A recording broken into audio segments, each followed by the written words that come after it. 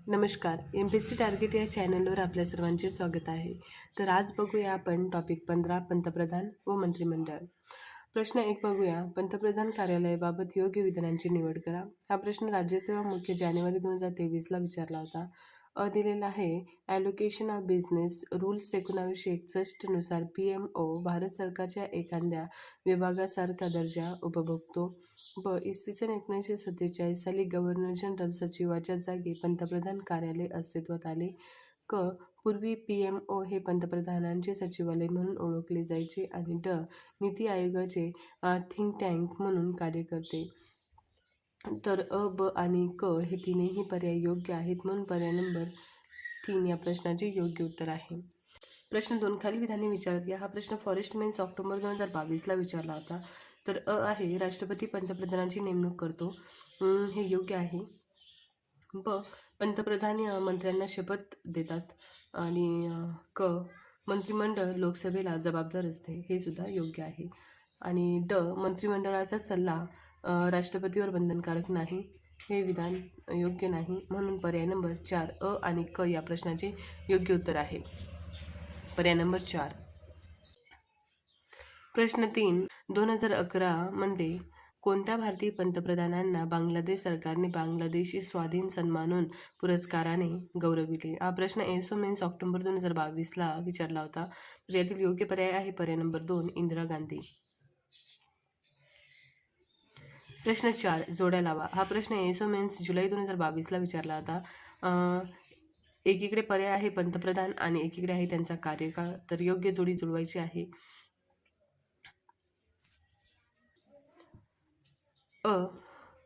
मोरारजी देसाई 24 मार्च म्हणजेच पर्याय नंबर 3 24 मार्च 1977 ते 28 जुलै 1979. मनमोहन सिंग पर्याय 2 22 मे 2004 ते 26 मे 2014. आणि राजीव गांधी पर्याय 4 31 ऑक्टोबर 1984 ते 2 डिसेंबर 1989. आणि HD देवरकोंडा पर्याय नंबर 1 जून 1996 ते 21 एप्रिल 1997. तर योग्य पर्याय आहे पर्याय नंबर 4. प्रश्न 5 मंत्रिपरिषद आणि कॅबिनेट यांच्यातील फरकाबाबत खालील विधाने विचारात घ्या. हा प्रश्न राज्यसेवा मुख्य 2020ला विचारला होता. आहे संपूर्ण राज्यघटनेमध्ये मंत्रिपरिषद हा शब्दप्रयोग वापरण्यात आलेला आहे. केवळ अनुच्छेद 352 मध्ये कॅबिनेट हा शब्द वापरलेला आहे. तर हे विधान योग्य आहे. आणि राज्यघटनेने संपूर्ण सत्ता ही कॅबिनेटकडे सुपूर्द केलेली आहे, परंतु प्रत्यक्षात ही सत्ता मंत्रिपरिषदेद्वारे वापरली जाते. आणि मंत्रिपरिषद कॅबिनेट मंत्री, राज्यमंत्री, उपमंत्री यांचा समावेश असतो. तर दुसऱ्या बाजूस कॅबिनेटमध्ये केवळ कॅबिनेट दर्जाचेच मंत्री असतात. हे विधानसुद्धा योग्य आहे, म्हणून पर्याय नंबर 4 या प्रश्नाचे योग्य उत्तर आहे आणि क. प्रश्न 6 टीकाकारांनी डॅश यास भारत सरकारचे सरकार म्हणून संबोधले आहे. हा प्रश्न राज्यसेवा मुख्य 2020ला विचारला होता. तर यातील योग्य पर्याय आहे पर्याय नंबर 4 प्रधानमंत्री कार्यालय PMO.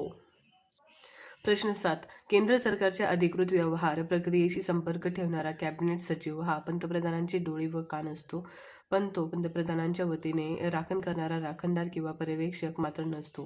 कॅबिनेट सचिव हे मंत्रालयांच्या बाबतीत सल्लागारी पद आहे, कार्यकारी पद नाही. त्यांचे कार्य सहाय्य करणे आहे, पर्यवेक्षक करणे नव्हे, असे कॅबिनेट सचिवाच्या भूमिकेबाबत कोणी म्हटले आहे?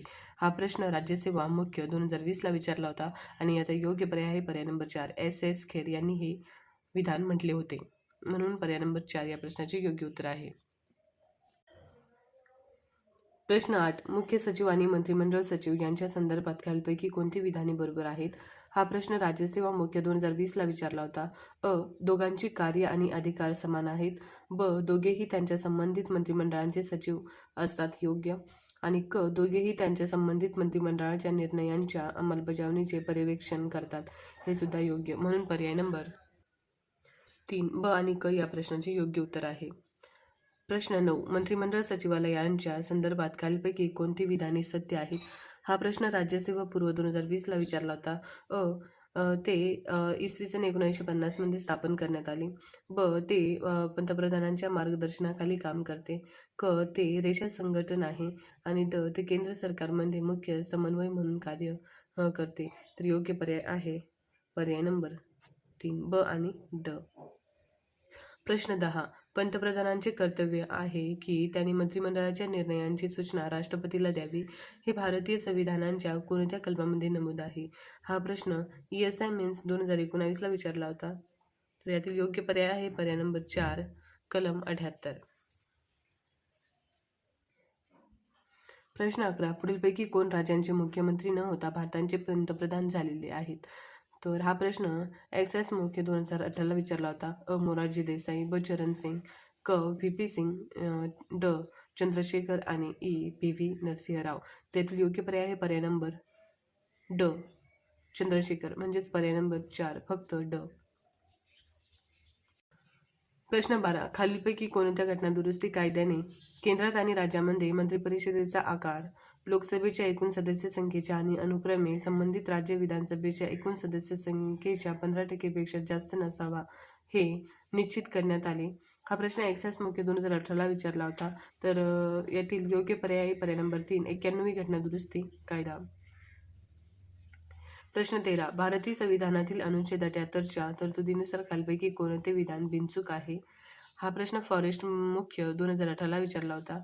तर एक मंत्र्यांमधील खाते वाटप हे पंतप्रधान ठरवितात. हे चूक आहे, हे राष्ट्रपती ठरवतात. 2. जेव्हा पंतप्रधान राजीनामा देतात तेव्हा संपूर्ण मंत्रिमंडळ बरखास्त होते. आणि 3. भारत सरकारच्या सर्व प्रमुख धोरणात्मक घोषणा या पंतप्रधानाद्वारे केल्या जातात. आणि 4.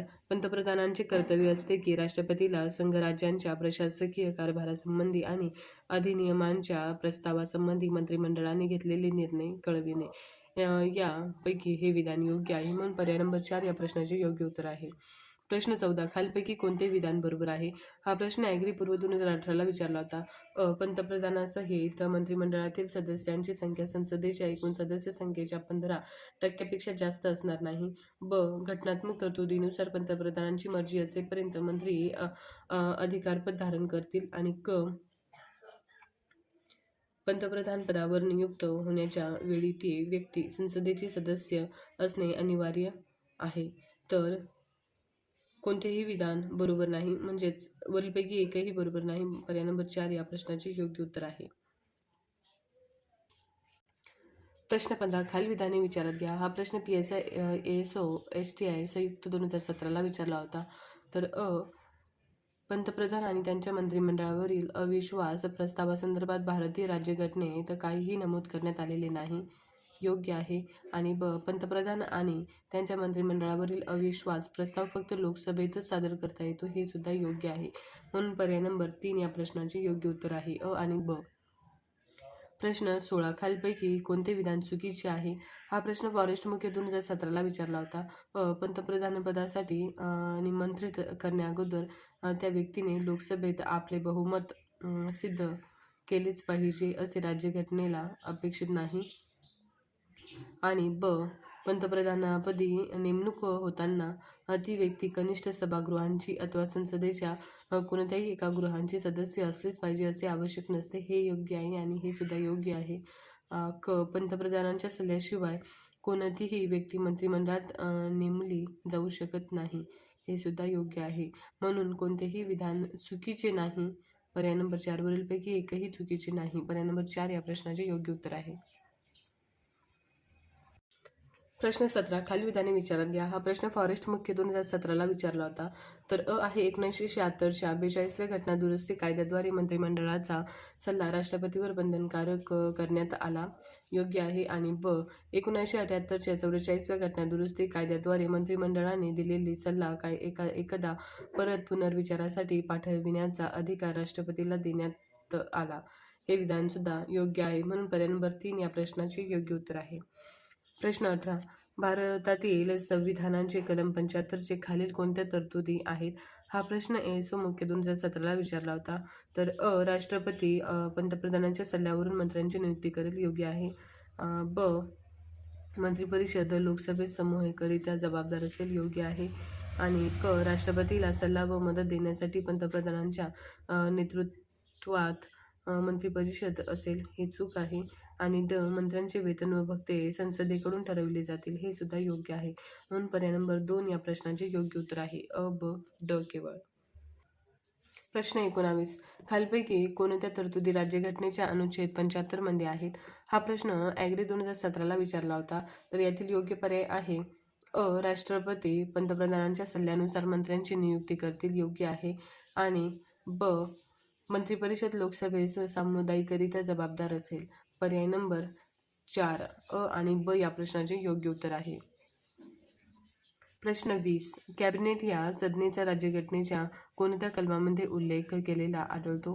हा प्रश्न XSPSI पूर्व 2017ला विचारला होता. आणि यातील योग्य पर्याय आहे पर्याय नंबर 3 कलम 352. प्रश्न 21. कोणत्या कलमानुसार राष्ट्रपतींना त्यांच्या कार्यात मदत करण्यासाठी पंतप्रधानांच्या नेतृत्वाखाली मंत्रिमंडळ असेल, असे सूचित करते? हा प्रश्न तांत्रिक सहाय्यक गट क 2017ला विचारला होता. तर यातील योग्य पर्याय आहे पर्याय नंबर 4 कलम 74. प्रश्न 22. खालील विधाने विचारात घ्या. आणि हा प्रश्न राज्यसेवा पूर्व 2016ला विचारला होता. तर कोणती विधान बरोबर आहेत असे त्यांनी विचारले आहे? तर अ. ब्रिटनमध्ये पंतप्रधान हे सामान्य गृहाचेच सदस्य असले पाहिजे, हे योग्य आहे. आणि ब. भारतात कोणत्याही सभागृहांचा सभासद नसलेल्या व्यक्तींची पंतप्रधान म्हणून नेमणूक होऊ शकते, हे सुद्धा योग्य आहे. म्हणून पर्याय नंबर 3 या प्रश्नाचे योग्य उत्तर आहे. प्रश्न 23. खालील बाबींचा विचार करा. हा प्रश्न राज्यसेवा मुख्य 2016ला विचारला होता. अ. भारतीय संविधानानुसार भारताच्या राष्ट्रपतींना मंत्रिमंडळाच्या सल्ल्यानुसार कारभार करावा लागतो, योग्य आहे. आणि ब. राष्ट्रपती त्या सल्ल्यांचा पुनर्विचार करण्यासाठी पुन्हा मंत्रिमंडळाकडे पाठवू शकतात, परंतु पुनर्विचारानंतर मंत्रिमंडळाने दिलेला सल्ला राष्ट्रपतीवर बंधनकारक नाही, हे विधान चूक आहे. म्हणून पर्याय नंबर 2 अ बरोबर व ब चूक या प्रश्नाचे योग्य उत्तर आहे. प्रश्न 24. मुख्य सचिव आणि केंद्रीय मंत्रिमंडळ सचिव यांच्या बाबतीत खालीलपैकी कोणती विधाने बरोबर आहेत? हा प्रश्न राज्यसेवा मुख्य 2016ला विचारला होता. अ. दोघेही आपापल्या कार्यकारी प्रमुखांचे प्रमुख सल्लागार आहेत, योग्य आहे. आणि ब. दोघेही आपापल्या मंत्रिमंडळाचे सचिव आहेत, हे सुद्धा योग्य आहे. आणि क. दोघेही आपापल्या सचिवालयांचे म्हणजेच राज्य आणि केंद्र सचिवाचे प्रशासकीय प्रमुख आहेत, हे चूक आहे. आणि ड. दोघेही कामे व अधिकार समान आहेत. तर पर्याय नंबर 3 अ आणि ब फक्त या प्रश्नाची योग्य उत्तरे आहे. प्रश्न 25. खाली दिलेल्या भारतीय संविधानातील कोणती कलमे पंतप्रधान व राष्ट्रपतीमधील संबंध विस्तृतपणे अधिराज्यित करतात? हा प्रश्न येसो मुख्य 2016ला विचारला होता. तर अ आहे कलम 75, ब कलम 73, क कलम 74 आणि ड कलम 78. तर यातील योग्य पर्याय निवडायचा आहे. तर अ कलम 75 आणि क कलम 74 आणि ड कलम 78. तर योग्य पर्याय आहे अ, क, ड म्हणजेच पर्याय नंबर 3 या प्रश्नाचे योग्य उत्तर आहे. प्रश्न 26. कोणत्या कलमानुसार राष्ट्रपतींना त्यांच्या कार्यात मदत करण्यासाठी पंतप्रधानांच्या नेतृत्वाखाली मंत्रिमंडळ असेल, असे सूचित करते? हा प्रश्न टेक्निकल असिस्टन्स ग्रुप सी 2016ला विचारला होता. तर यातील योग्य पर्याय आहे पर्याय नंबर 4 कलम 74. प्रश्न 27. खालीलपैकी कोणत्या व्यक्ती त्यांच्या संबंधित राज्यांचे मुख्यमंत्री पद भूषवल्यानंतर पंतप्रधान बनलेले आहेत? हा प्रश्न टॅक्स असिस्टंट 2016ला विचारला होता. तर एक आहे मोरारजी देसाई, चरण सिंग, VP सिंग, ड PV नरसिंहराव आणि HD देवेगौडा. तर पर्याय नंबर 4 या प्रश्नाचे योग्य उत्तर आहे. हे सर्व मुख्यमंत्री पद भूषवल्यानंतर पंतप्रधान बनलेले आहेत. पर्याय नंबर 4 या प्रश्नाचे योग्य उत्तर आहे. प्रश्न 28. भारतीय राज्यव्यवस्थेच्या संदर्भात खालील दिलेल्या कोणती विधाने सत्य आहेत? प्रश्न 28. भारतीय राज्यव्यवस्थेच्या संदर्भात खाली दिलेल्या कोणती विधाने सत्य आहेत? हा प्रश्न ASO मुख्य 2015ला विचारला होता. तर यातील पर्याय अ आहे, मंत्रिमंडळ संसदेला संयुक्तरित्या जबाबदार असते. हे सत्य आहे. ब, प्रत्येक मंत्री संसदेला वैयक्तिकरित्या उत्तरदायी असते. चूक आहे. आणि क, पंतप्रधानाला आपले सहकारी निवडण्याचे स्वातंत्र्य असते. हे सुद्धा योग्य आहे. आणि ड, अल्पसंख्याकांसाठी मंत्रिमंडळात राखीव जागा असतात. हे चूक आहे. म्हणून पर्याय नंबर अ आणि क, पर्याय नंबर 2 या प्रश्नाचे योग्य उत्तर आहे. प्रश्न 29. भारत सरकारी आदेशावर मंत्र्यांची सही नसते, इंग्लंडमध्ये मात्र. हा प्रश्न राज्यसेवा मुख्य 2015ला विचारला होता. अ, प्रत्येक सरकारी आदेशावर मंत्र्यांची प्रति स्वाक्षरी असते. ब, राज्याला न्यायालयात नेता येत नाही कारण राज्यात चूक करू शकत नाही. कोणते योग्य आहे? तर पर्याय नंबर 3 दोन्ही. प्रश्न 30. खालील विधाने विचारात घ्या. हा प्रश्न ASO पूर्व 2015ला विचारला होता. तर अ आहे, 42व्या घटना दुरुस्तीनंतर मंत्रिमंडळाचा सल्ला राष्ट्रपतीवर बंधनकारक करण्यात आलेला आहे, परंतु अशी तरतूद राज्यपालाबाबत करण्यात आलेली नाही. योग्य. ब, मंत्र्यांनी राज्यपालास काही सल्ला दिला होता, काय आणि असल्यास कोणता? या प्रश्नांची कोणत्याही न्यायालयात चौकशी करता येणार नाही. ब, सुद्धा योग्य. म्हणून पर्याय नंबर 4 या प्रश्नाचे योग्य उत्तर आहे. 31. राज्यपालांच्या संदर्भात खालीलपैकी कोणती विधाने खरी आहेत? हा प्रश्न टॅक्स असिस्टन्स 2015ला विचारला होता. तर अ, राज्यांची कार्यकारी सत्ता राज्यपालांच्या हाती असते. आणि ब, राज्यपाल पदासाठी वयाची 35 वर्ष पूर्ण करणे आवश्यक असते. क, राष्ट्रपतीची मर्जी असेपर्यंत राज्यपाल पदावर राहू शकतो. हे सुद्धा योग्य आहे. आणि ड, राज्यपालास पदावरून बडतर्फे करण्याबाबतची तरतूद राज्यघटनेत केलेली आहे. हे चूक आहे. म्हणून पर्याय नंबर 2 अ, ब, क या प्रश्नाचे योग्य उत्तर आहे. प्रश्न 32. राष्ट्रपती आणि पंतप्रधान यांच्यातील संबंध भारतीय संविधानातील खालीलपैकी कोणत्या कलमांनी विस्तृतपणे अधिराज्यित होतात? हा प्रश्न STA पूर्व 2014ला विचारला होता. आणि यातील योग्य पर्याय आहे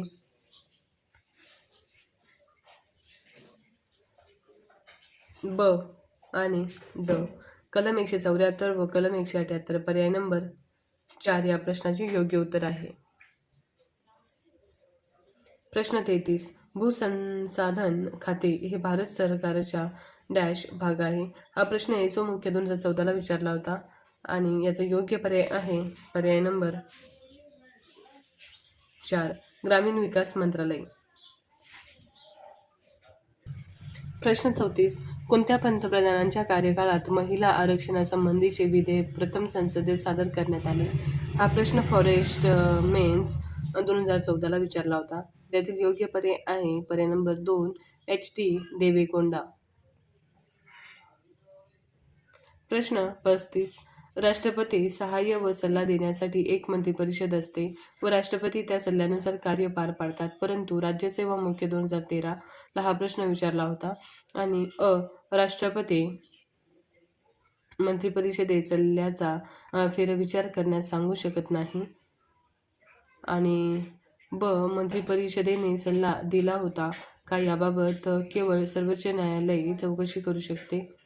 आणि क, संसदेचा सदस्य राहण्यास अनर्ह ठरल्यास व सदस्यत्वाचा कालावधी समाप्त होण्यापूर्वी त्याने निवडणूक लढविल्यास तो निवडून आल्याचे घोषित होईपर्यंत तो मंत्री म्हणून राहू शकेल. तर हे तीनही विधान अयोग्य आहे. म्हणून पर्याय नंबर 4 तिन्ही अयोग्य या प्रश्नाचे योग्य उत्तर आहे. प्रश्न 36. जेव्हा संघराज्यांचे मंत्री पदाची शपथ घेतात तेव्हा त्यांनी खरे म्हणजे म्हणायला हवे. हा प्रश्न राज्यसेवा मुख्य 2013ला विचारला होता. आणि अ, मी डॅश ईश्वर साक्षी शपथ घेतो की. ब, मी डॅश गांभीर्यपूर्वक प्रतिज्ञा करतो की. आणि क, मी डॅश गांभीर्यपूर्वक ईश्वर साक्षी शपथ घेतो की. तर यातील योग्य पर्याय आहे पर्याय नंबर 3 अ किंवा ब. प्रश्न 37. राष्ट्रपती लोकसभा बरखास्त करू शकतात. हा प्रश्न ASO मुख्य 2012ला विचारला होता. तर यातील योग्य पर्याय आहे पर्याय नंबर 1 पंतप्रधानांच्या सल्ल्याने. प्रश्न 38 पंतप्रधान खालीलपैकी कोणाला जबाबदार असतात? हा प्रश्न ASO मुख्य 2012ला विचारला होता आणि यातील योग्य पर्याय आहे पर्याय नंबर 4 लोकसभा. प्रश्न 39 कोणत्या घटना दुरुस्तीद्वारे राष्ट्रपतींना मंत्रिपरिषदेच्या सल्ल्यानुसार वागणे बंधनकारक आहे? हा प्रश्न राज्यसेवा मुख्य 2012ला विचारला होता आणि यातील योग्य पर्याय आहे पर्याय नंबर 1 42वी घटना दुरुस्ती. प्रश्न 40 भारतात केंद्रीय कॅबिनेटचा अध्यक्ष कोण असतो? हा प्रश्न PSI पूर्व 2012ला विचारला होता आणि यातील योग्य पर्याय आहे पर्याय नंबर 3 पंतप्रधान. प्रश्न 41 खालील बाबींचा विचार करा. हा प्रश्न राज्यसेवा पूर्व 2011ला विचारला होता आणि यातील बरोबर कोणता पर्याय योग्य आहे ते निवडायचे आहे. तर भारतीय राज्यघटनेनुसार भारताच्या राष्ट्रपतींना मंत्रिमंडळांच्या सल्ल्यानुसारच कारभार करावा लागतो आणि 2 राष्ट्रपती त्या सल्ल्यांचा पुनर्विचार करण्यासाठी पुन्हा मंत्रिमंडळाकडे पाठवू शकतात, परंतु पुनर्विचारानंतर मंत्रिमंडळाने दिलेला सल्ला राष्ट्रपतीवर बंधनकारक नाही. तर पर्याय 1 हे योग्य आहे आणि 2 हे चूक आहे, म्हणून पर्याय नंबर 2 1 बरोबर व 2 चूक या प्रश्नाचे योग्य उत्तर आहे. प्रश्न 42 डॅश हा संघराज्य व घटक राज्य यामधील दुवा म्हणून कार्य करतो. हा प्रश्न PSI पूर्व 2011ला विचारला होता. तर यातील योग्य पर्याय आहे पर्याय नंबर 4 राज्यपाल. प्रश्न 43 भारतात केंद्रीय कॅबिनेटच्या बैठकीचे अध्यक्षस्थान कोण भूषवितो? हा प्रश्न STI पूर्व 2011ला विचारला होता. तर यातील योग्य पर्याय आहे पर्याय नंबर 3 पंतप्रधान. प्रश्न 44 पंतप्रधानांच्या निर्देशावरून जर एखाद्या केंद्रीय मंत्री राजीनामा देत नसेल तर? हा प्रश्न ASO पूर्व 2011ला विचारला होता आणि यातील योग्य पर्याय आहे पर्याय नंबर 1 राष्ट्रपती त्यास पदावरून काढून टाकू शकतात. प्रश्न 45 भारतीय राज्यघटनेने स्वीकारलेल्या संसदीय पद्धतीत कोण खरा प्रमुख असतो? हा प्रश्न ASO मुख्य 2011ला विचारला होता आणि यातील योग्य पर्याय आहे पर्याय नंबर 3 पंतप्रधान.